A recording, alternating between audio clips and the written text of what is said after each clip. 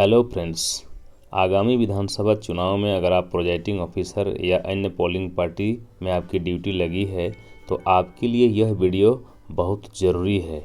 मैं आपको आज के इस वीडियो में बताने वाला हूं कि 17C जिसको प्रारूप 17 ग भी बोला जाता है, अर्थात रिकॉर्ड किए गए मतों का लेखा को कैसे भरना है, इसकी संपूर्ण जानकारी आज के इस वीडियो में मैं आपको डिटेल से देने वाला हूँ।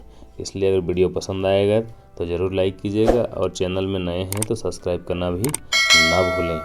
तो आइए इस वीडियो को हम शुरू करते हैं और आपको डिटेल से बताते हैं कि 17C रिकॉर्ड किए गए मतों को लेखा के फॉर्म को कैसे भरना है। ये देखिए, इसी टाइप का आपका विधानसभा चुनाव 2024 जो झारखंड में हो रहा है अभी और महाराष्ट्र में भी होने जा रहा है, तो इस टाइप का आपको मिलेगा विधिक पुस्तिका 02, जिसमें श्वेत पुस्तिका भी लिखा रहता है। इसमें सारा डिटेल रहता है कौन कौन सा प्रपत्र आपको मिल रहा है।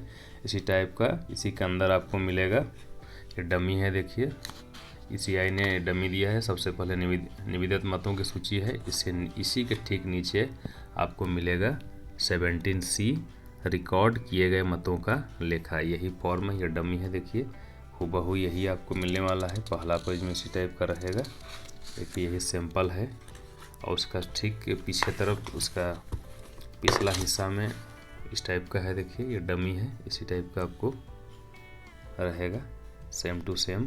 ये डमी है इसलिए यहाँ पर लिखा हुआ है डमी इलेक्शन मटेरियल। आपका ओरिजिनल रहेगा तो इसमें ये वाला लिखा हुआ नहीं रहेगा। देखिए इस टाइप का प्रपत्र रहता है, जिसमें सबसे ऊपर में ही लिखा रहता है प्रारूप 17 ग, जिसको हम लोग 17C भी बोला जाता है, और उसमें हेडलाइन रहता है रिकॉर्ड किए गए मतों का लेखा। इसमें जो सबसे पहला कुछ होता है, जैसे यहाँ पर लिखा हुआ है 33 डुमरी विधानसभा निर्वाचन क्षेत्र से झारखंड। ये सब आपको पहले से प्रिंटेड रहता है। आजकल पहले प्रिंटेड नहीं रहता था, लेकिन आपको जिस विधानसभा क्षेत्र में ड्यूटी मिला है, अगर विधानसभा का चुनाव हो रहा है तो वो प्रिंटेड रहता है। सबसे शुरुआत आपको क्या करना है, देखिए यहाँ पर सबसे पहले आपको मतदान केंद्र की संख्या और नाम लिखा हुआ है। यहाँ पर 104 लिखा हुआ है, यहीं पर आपको बूथ का नंबर डालना है, और XYZ जो लिखा हुआ है वहाँ पर आपका बूथ का नाम लिखना है, यानी कि बूथ नंबर और बूथ का नाम यहाँ पर भराएगा। और उससे थोड़ा सा नीचे की ओर आएंगे, देखिए तो यहाँ पर आपके मशीन से रिलेटेड आपको डिटेल देना है। मतदान केंद्र पर प्रयुक्त वोटिंग मशीन की पहचान संख्या, यानी कि आपको 3 मशीन मिला हुआ रहता है आजकल, कंट्रोल यूनिट, बैलेट यूनिट और वीवीपैट। जैसे यहाँ पर लिखा हुआ है, देखिए कंट्रोल यूनिट डॉट डॉट किया हुआ है, जैसे AA लिखा हुआ है 01, मतलब यहाँ पर आपका कंट्रोल यूनिट का नंबर, एक नंबर होता है, उस नंबर को डालना है। उसके बाद बैलेट यूनिट का नंबर को डालना है, फिर वीवीपैट का नंबर को यहाँ पर डालना है। इतना चीज़ आपको डालने के बाद आपको पॉइंट नंबर 1 में आना है। पॉइंट नंबर 1 में क्या लिखा हुआ है, मतदान केंद्र के लिए नियत निर्वाचकों की कुल संख्या, यानी कि आपके मतदान केंद्र पे, आपके बूथ पे टोटल वोटर कितने हैं वह आपको प्राप्त होगा आपके वोटर लिस्ट के टोटल संख्या को। देखिएगा वहाँ पर पहला ही पेज में आपको लिखा हुआ मिलेगा कि आपको वोटर आपके बूथ में कितने हैं। जैसे यहाँ पर एग्जाम्पल के तौर पे लिया गया है 1020 टोटल वोटर हैं, तो 1020 यहाँ पर भरा गया है। आपके बूथ में जितने रहेंगे उतना आपको भरना है। फिर सेकेंड नंबर में क्या लिखा हुआ है, मतदाता रजिस्टर प्रारूप 17 क में यथा प्रविष्ट मतदाताओं की कुल संख्या, यानी कि टोटल वोट जब आपका ख़त्म हो जाएगा, लास्ट आपका टाइमिंग जब निर्वाचन आयोग द्वारा जो निर्धारित किया गया उस टाइमिंग के अनुसार लास्ट में जो आखिरी आपके 17 क यानी कि मतदाता रजिस्टर जो P2 के पास होता है, वहाँ पर लास्ट क्रमांक कितना गया है, अर्थात टोटल वोटिंग कितना हुआ। जैसे 1020 यहाँ पर टोटल पहले मतदाता थे, लेकिन वोट कितने ने लास्ट में किया, 860 लोगों ने मतदान किया है। तो यहाँ पर आपको टोटल वोटिंग को जो आपको लास्ट में हुआ है उसको यहाँ पर भरना है। उसके बाद है पॉइंट नंबर 3 में नियम 49O के अधीन मत रिकॉर्ड नहीं करने का विनिश्चय करने वाले मतदाताओं की संख्या, अर्थात वैसे लोग जो आपकी सारी प्रक्रिया को गुजरने के बाद लास्ट में बोलते हैं कि मैं वोट नहीं करूंगा, जिसको 49O के अधीन रिकॉर्ड करना पड़ता है। आपने जैसे P1 ने उसका पूरा वेरिफिकेशन किया और उसका क्रॉस भी किया, मतदाता वोटर लिस्ट में क्रॉस कर दिया, फिर P2 के पास आया, मतदाता पर्ची जारी हुआ, इंक लग गया, उसको साइन भी किया मतदाता रजिस्टर में 17 कॉम में। उसके बाद P3 के पास गया, फिर बैलेट भी जारी हो गया। लास्ट में वो कहा देता है कि मैं वोट नहीं दूंगा, अर्थात मतदाता के द्वारा ऑब्जेक्शन अगर आता है तो उसको कहा जाता है 49O। ऐसा कंडीशन नहीं आता है, लेकिन कोई एक से आजकल लोग हैं, हो सकता है, हो भी सकता है। तो अगर आता है तो यहाँ पर आपको भरना है, अगर नहीं आता है तो शून्य लिख देना है। फिर है पॉइंट नंबर 4, नियम 49M के अधीन मतदान के लिए अनुज्ञात नहीं किए गए मतदाता की संख्या। यहाँ पर आपको भरना है, अगर आपका गोपनीयता, मतदान की गोपनीयता को कोई भंग करता है, जैसे कोई पोस्टर लेके घुस गया और लोगों को चिल्लाने लगा कि इसको वोट देना है, कांग्रेस को वोट देना है, बीजेपी को वोट देना है, JMM को वोट देना है, इस टाइप के कोई अगर गोपनीयता को भंग करता है तो वैसे कंडीशन में आपको यहाँ पर भरना है, अन्यथा यहाँ पर भी आपको शून्य लिखना है, जिसको हम लोग 49M के तहत दर्ज करना पड़ता है।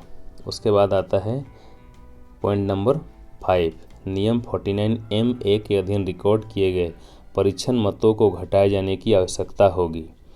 तो अगर ऐसा कंडीशन आता है, यह उस कंडीशन को कहते हैं जब मान लीजिए कोई JMM में वोट देना था, उसको तीर धनुष में देना था, लेकिन उसका पर्ची कटकर VVPAT में निकल रहा है, बीजेपी में फूल छाप दिखाई दे रहा है, यानी कि तीर धनुष छाप की जगह उसको फूल छाप VVPAT में दिखाई दे रहा है। तो ऐसा कंडीशन में आपको सारी नियम को, प्रक्रिया को करते हुए 49M के तहत आपको इसको रिकॉर्ड करना है और उसको टेस्ट वोट जिसको बोला जाता है, यानी कि टेस्ट आपको करवाना है।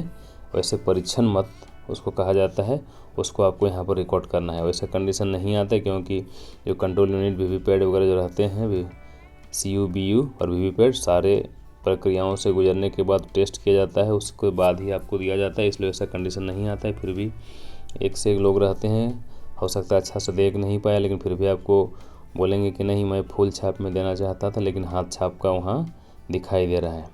वैसा स्थिति में 49M के अधीन आपको यहाँ पर भरना पड़ेगा, उसका कैसे लोग कितने हैं और उसका मतदाता क्रम संख्या। ऐसा कंडीशन नहीं आया तो आपको शून्य लिख दीजिए। उसके बाद वैसे ही कैंडिडेट वाले में यहाँ 0 हो जाएगा, डैश डैश कर दीजिए। उसके बाद आता है पॉइंट नंबर 6, वोटिंग मशीन के अनुसार रिकॉर्ड किए गए मतों की कुल संख्या।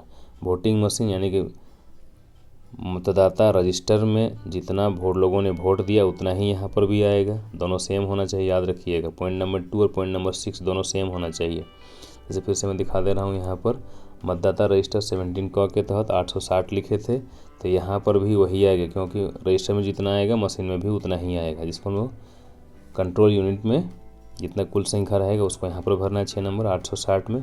उसका 7 नंबर में यहाँ ध्यान देने वाली बात है, क्या मद 6 यानी पॉइंट नंबर 6 के सामने यथादर्शित मतों की कुल संख्या, मत 2 यानी पॉइंट 2 के सामने यथादर्शित मतों की कुल संख्या घटाव मद 3 के सामने यथादर्शित मत रिकॉर्ड नहीं करने की विनिश्चय करने वाले मतदाताओं की संख्या घटाव मद 4 के सामने यथादर्शित मतदान करने के लिए अनुज्ञात नहीं किए गए मतदाताओं की संख्या, अर्थात 2 घटाव 3 घटाव 4 अर्थात 2 - 3 - 4 से मेल करती है अथवा त्रुटि देखने में आई है। यानी कि 2, 3 और 4 को अगर आप माइनस कीजिएगा तो 6 आना चाहिए।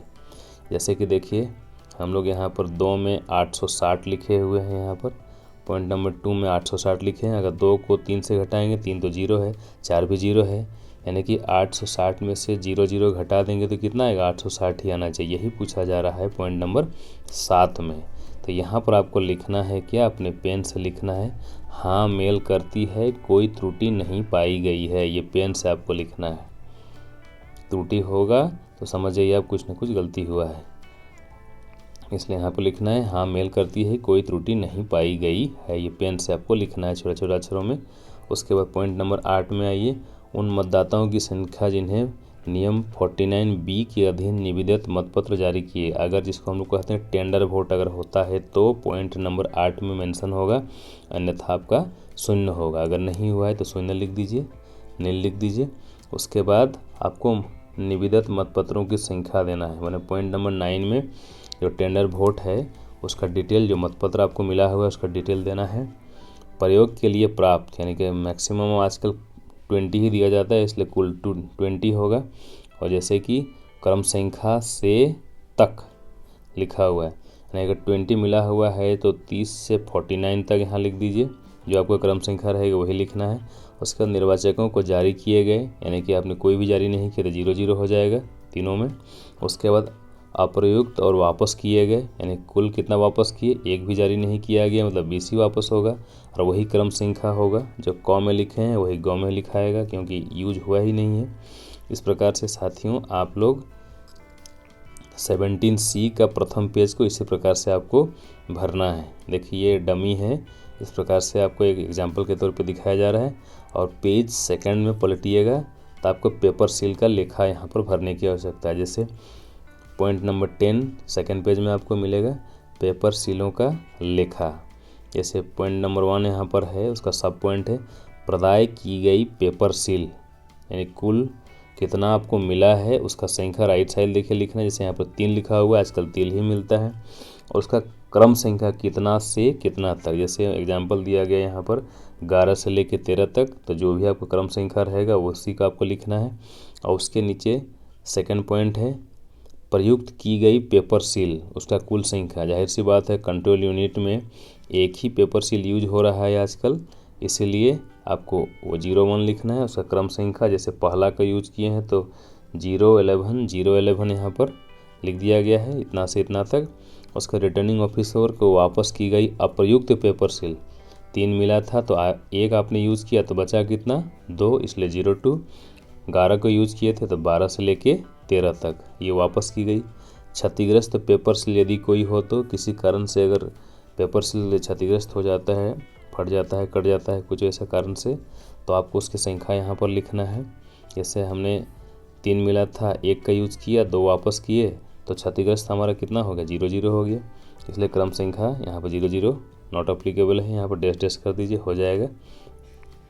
उसके बाद नीचे आइए लेफ्ट साइड में तिथि, निर्वाचन आयोग के द्वारा जो निर्धारित तिथि है उस तिथि को यहाँ पर देना है। उसके बाद स्थान, कौन सा बूथ नंबर है या कौन सा विद्यालय है, कहाँ पर आप मतदान करवा रहे हैं वहाँ पर उसको भरना है। और ठीक उसके राइट साइड में प्रिजाइडिंग ऑफिसर का पूर्ण हस्ताक्षर होगा, पीठासीन अधिकारी के पूर्ण हस्ताक्षर, और उसके ठीक नीचे होगा मतदान केंद्र संख्या, जो भी आपका रहेगा उस मतदान केंद्र की संख्या देना है। इस प्रकार से साथियों आप लोग आराम से 17C मतपत्र का लेखा को आप आराम से भर सकते हैं। आशा करता हूँ साथियों यह वीडियो आप लोगों को पसंद आया होगा। अगर पसंद आया तो एक लाइक जरूर कीजिएगा, और साथ ही साथ चैनल में नए हैं तो सब्सक्राइब करना भी ना भूलें। जय हिंद, वंदे मातरम।